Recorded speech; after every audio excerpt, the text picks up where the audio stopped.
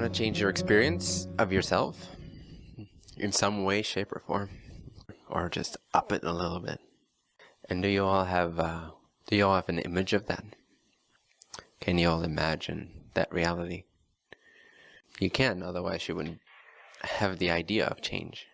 So you have some form of image, some vision, even if it's a very spiritual looking vision that doesn't include cars and houses, but includes a silent state of mind. Because that's such a noble change. That's not even really a change. It's the only thing that doesn't change. Do you have something? Do you have an image? That's an image too. So it can be a very spiritual thing, if you want to call it that. Or it can be a very mundane version of yourself, whatever you want, or a combination of both. But you have some sort of image of what you're, in a sense, working toward, even if you don't want to call it work or trying or practicing. Even if you see that as false, even if you see that as changing the small stuff, which doesn't matter, even that is a change. Even that is a vision, than not wanting to change anything. So whatever the feeling is that you get from whatever it is you think you want, can you imagine that? So just see yourself, version of yourself, as you are now, but with a different experience of yourself. Can you imagine that? An experience that you long for, that your heart is thirsty for. Yes, everybody can do that? What would be this version of yourself's history? Completely forget your own history. What did it experience yesterday? What did that version of yourself experience yesterday? What did it do? What would it have done? What would it have felt? What would it have seen? What did it do 1 year ago? Remember, this is not the you know. This is not your history. This is the history of a version of you that you desire to be. So what's the history of that version of yourself? What has it already experienced? What has it already encountered? What has it already done? What's your new past? Because remember, imagination is remote viewing a parallel existence, a parallel point of view of the one existence, a parallel universe, experience, reality. Parallel, meaning parallel to now. Imagination is remote viewing of parallel realities, coupled with some brain interpretations and symbols that you're familiar with, but nevertheless, you're tuning into an actual frequential or vibrational parallel version, a different alternate reality. That's what imagination is. You're looking into a parallel version of yourself. So, knowing that imagination is not just fantasy, it's actually the tuning fork that tunes in to different frequencies, like a radio transmitter. Just tune into the right frequency and it produces a different sound. So, in that parallel version, what did you do yesterday? What did you do today? What did you experience? What did you see? Who did you meet? Make this as vivid as you can, as playful as you can, and as real as you can, in a sense like, what would you actually have experienced if you actually were completely 100% overwhelmingly so that version of yourself which you barely even dare to dream into existence? What if you could top that version of yourself? What if you could be the one that you actually want to be, but you don't give yourself permission to even think about? Because that would not be possible, would not be reasonable, would not be practical, would not be allowed, would not be loved, would not fit in. But if you could for a moment set all these practicalities aside, all these objections aside, and just overwhelmingly experience the version of yourself, the way you're experiencing yourself in the version you'd like to be. One of the quickest and most powerful ways of actually bringing that frequency, bringing that parallel reality into your experience is by changing your past. Because once you've changed your past, you don't have to do anything. You're already that version. So change your past. What did you do yesterday? In the version of yourself you'd really love to be. And imagine it, and you'll see that these experiences, what you may call like fake memory, become actual memories. And they start to, in a sense, take on a life of their own. They become very vivid. So imagine your past until it suddenly dawns on you that in some form, way, or shape, you've actually experienced these things. That actually is equally your past as whatever you remember from this timeline, in a sense. So imagine it until it's real. Fake it until you make it. And you'll see that, God damn, I actually, without fooling myself, have experienced that. On a level that was on a different frequency level than I was projecting myself on for a while. But nevertheless, now, that is actually my past. Imagine something that you maybe hope to experience in the future, and instead place it in your past. Memorize how you've actually already experienced that. What is it that you want in the future? What would be like awesome, amazing? What would be like a sure sign of you being your authentic, complete, well-being, perfect self? Now place that 5 years in your past. You're already way beyond that. Remember that experience that you, in your previous version, hoped for in the future. Remember it in your past. And remember, you're not fooling yourself. You're actually tuning into a parallel, alternate reality of yourself. So this is as real as whatever memory you carry with you at this moment that you do believe in. It's as real. Again, I'm not kidding. You've already experienced many of these things. So memorize them. Remember that you've already had these experiences. Remember that you already have been doing and living the way you wanted to be living. That's your new past. That's your actual history of the one that you are becoming now. If you change your history, if you change your past, you're effortlessly changing your present without trying hard to battle a past. Trying to change yourself in the now, trying to adjust yourself in the now, make these minor adjustments. But feel like you're fighting an ocean of history, an ocean of doubt, an ocean of, yeah, but that can't be really me because I've never really done that before in that way. So first I need to do it for 10 years in order for me not to call myself a hypocrite anymore. In order for me to truly be worthy of this new state of being, of this new loving version of myself, I first need to have 10 years of being that before I can give myself permission to actually feel like I am that. Because I've hurt people even 1 week ago, so I cannot be that loving, compassionate, enlightened self. It wouldn't be right. It would be hypocritical. Right? So imagine a different past. Tune into an alternate past. The past of the version of yourself that you already wish to be. Even just one memory. Insert one memory that the version of yourself you wish to be would have already had many times. And that now in your, well not now, but in your 10 minutes ago version of yourself you could only hope for. You could only dream of. But right now you've already experienced that. Imagine that. And see the shift that it brings about right now. See how it changes your awareness, your understanding of yourself in the moment. See the release that it brings, the relief, the peace, the trust, the confidence, the union with yourself, the love. And experiment with this throughout your everyday life. Whenever you find yourself stressing and hoping for something, and then putting yourself down with ideas of unworthiness, simply imagine a different past altogether, and fake it until you feel it's actually real. Now, talking about yourself can become a little bit tricky at some point. People ask you for your history. Say, which one? They go, what? What you mean? Your history? Yeah, which me? The one I am now, the one I was 10 minutes ago. My history changes all the time. Can we allow ourselves to actually experience ourselves in that way? That non-static, that non-linear. Can we give ourselves permission to do that? And you'll see that the objections that come up in your mind are all rooted in unworthiness. The idea I am inadequate, unworthy of love, unworthy of bliss, unworthy of what I desire. Even the idea like that's just not possible, you're just talking nonsense. Even that addiction to physical reality being so real and everything else being less real is a form of putting ourselves down, keeping ourselves limited and small and in check just so that we'll be loved by people, we'll be moderately accepted. Because if we get a little bit crazy, if we go a little outside of the norm, then what will happen? We'll have to face our fears. And so let's call everybody else crazy. Everybody that lives their passion, let's call them just a little bit crazy. But why not be a little bit crazy? It serves me well. Now you can stay real or you can loosen up. So can you actually allow yourself to accept that you've now radically altered your past? That you actually no longer have the past. You no longer are the one whose past is the one that you've remembered for so long and repeated for so many times. And it may take a little bit of practice, but you'll see that it goes very, very quickly, surprisingly so. Why? Actually, because we've never really thought of this before. It's not part of our practice yet. It's not part of our understanding. So we don't have any defense mechanisms for this yet.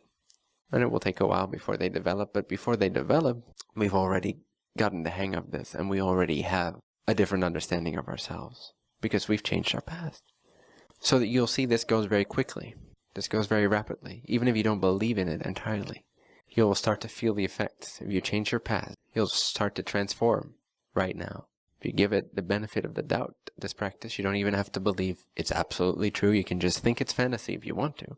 I'm telling you it's not, but you can think it's fantasy. If you allow yourself to practice it, even as if it is fantasy, you'll see the results nevertheless. And the results will be so palpable and will loosen your consciousness up to such a degree that you actually see that any past is equally valid. Any past is equally real. And there is no linear static time. So changes can happen very rapidly to yourself in the now. From bodily ailments to mental ailments to emotional ailments to spiritual ailments. All of these can just like, what?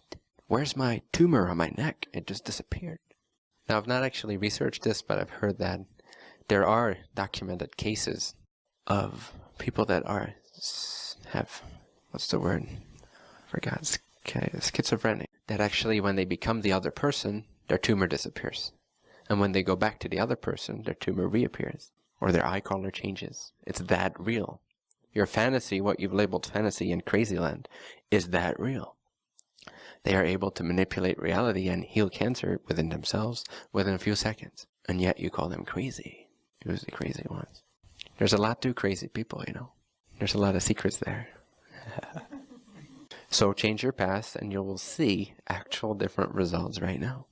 Because your past is not set in stone. They're all optional. Optional frames of the one existence. Change your past and feel the difference now. And the more you allow it, the more you'll be surprised. You'll be overwhelmed. You'll be like, what? And maybe for a while you'll reach back to that old reality. You may be cured on whatever level, mental, emotional, spiritual, physical. You may be cured from whatever has been bothering for you for so long. For this moment, and you have this, what? And it's almost too scary, so let's go back. Whoop, zoop. And this just represents anything. It's not just a tumor. Anything in your life that you don't resonate with. Anything that feels sticky and limiting. And like it's out of alignment with who you really are. Who you know to be on your deepest level. Again, try it. Take another one. Take another memory that you've never had before. But actually memorize the situation that you've never experienced before. But now experience it as if you have experienced it before. An experience that would be a statement to your present self, being completely more of the desired version than the one you are used to. So take a memory, take an imagination that represents that complete change that you desire to be, and place it in your past, whether 5 minutes ago or 10 years ago, or your childhood, and imagine it. Make it three-dimensional. And as you do that, you will see, you will feel how it transforms you right now, how it transforms you right now, how it changes your energy, how it changes your body. Why? Because you're actually somebody else. You're jumping from one version to the other. Have fun with this, play with this. And you can apply it to anything. Again, if you feel this is hocus pocus, then apply it to something that you're really serious about, that you do believe in. And see that even in that paradigm, you're trying to change yourself. So if we take the traditional acceptance, the desire to learn acceptance, to be acceptance, to recognize acceptance, to accept our life as it is, and to stop changing ourselves. It's a very valid spiritual teaching. Stop changing yourself. Find it within. That's still a change, though. Isn't it? Otherwise, why would you do it? Acceptance is a change of frequency. So then imagine something in your past that represents to you that you have now completely become that being of total, complete acceptance. Imagine that breakup, or imagine that loved one dying, or imagine that car crash, or imagine that fight with your neighbor, or imagine that ice cream you couldn't get. Whatever it is. And imagine how you were completely accepting of it, and how you knew that this would be a permanent change. In that moment, that was an all-consuming moment of going from fight and struggle and conflict to complete open-hearted acceptance. Actually, remember how you responded to that situation in that way. Actually, forget about the past that you have learned to keep remembering. Completely bypass it and go to a different past altogether and make that one more and more actual. Remember how you actually were that all-accepting, all-loving, all-open, all-faithful, confident, fearless, doubtless self. And it will reaffirm that you are that now. It was, after all, a permanent shift. And it will take away, it will diminish the amount of seeking you have, even if you're seeking acceptance. So you can apply this to anything. It's not just for create your life. You're always doing it. You're always creating your life. Whether you call it hocus pocus or the end of the ego. Same thing, simple change. You make a big deal out of one, and you make a big deal in a negative way out of the other, but it's just a simple change. Acceptance is a simple change. Peace is a simple change. No longer doing anything is a simple change. You're still doing something. You're shifting. So shift into whatever it is you wish to experience yourself as. Simple. Everybody has a desire, so admit it. I have a desire. Even if that desire is to be nobody. Some people desire that. That's still a desire. So then adopt it with that desire. Apply this to that desire. Imagine something in your past that puts a mark on the new you. That is such a milestone of that which you wish to be, whether it's a no one, or an everybodyness, or a confident person, or a harmonious person. Whatever you wish to be, whatever frequency of consciousness you desire. Place a definitive memory or two in your past and see how it changes you right now. See how it opens up your body right now in new ways. See how it actually restructures you on a cellular level. You can actually feel it click in place, like Lego rearranging itself.